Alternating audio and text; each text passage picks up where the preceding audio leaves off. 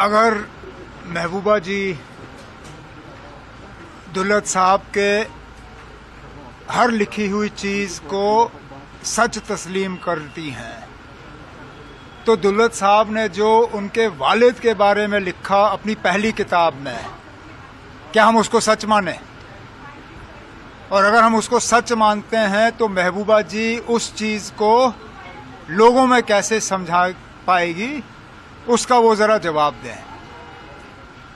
दुल्लत साहब की आदत है वो किताब बेचने के लिए सच का साथ नहीं देते। पहली किताब में भी उन्होंने किसी को नहीं बख्शा, इस किताब में भी फारूक साहब को नीचा दिखाने में उन्होंने कोई कसर बाकी नहीं रखी। वो कहते हैं कि जब इस तरह के दोस्त हों तो दुश्मनों की कोई ज़रूरत नहीं है। चलिए, आखिरकार फारूक साहब को दुल्लत साहब की असलियत के बारे में पता चल ही गया।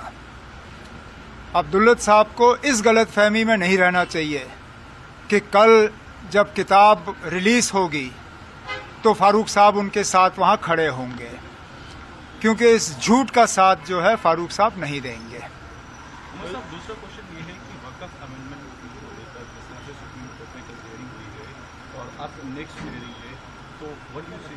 नहीं, अच्छी बात है। हमने इसलिए फौरी तौर सुप्रीम कोर्ट में जाके नेशनल कॉन्फ्रेंस की तरफ से भी एक पिटिशन वहाँ पे दर्ज की, जिसमें हमारे कुछ जवान ऑनरेबल एमएलए जो वकील हैं उन्होंने पिटिशन वहाँ पे फाइल किया।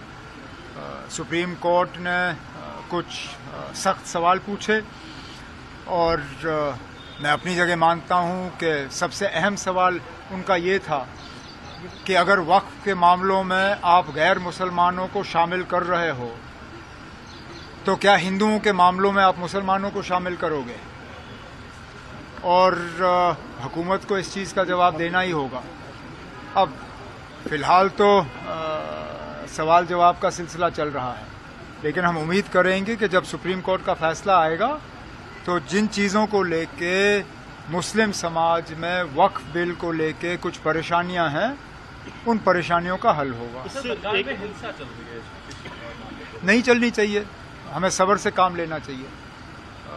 हिंसा से हम उन्हीं लोगों के हाथ में खेल रहे हैं जिन्होंने इस बिल को लाके इस कौम को, इस मुल्क को अलग करने की कोशिश की। हमें इसका मुकाबला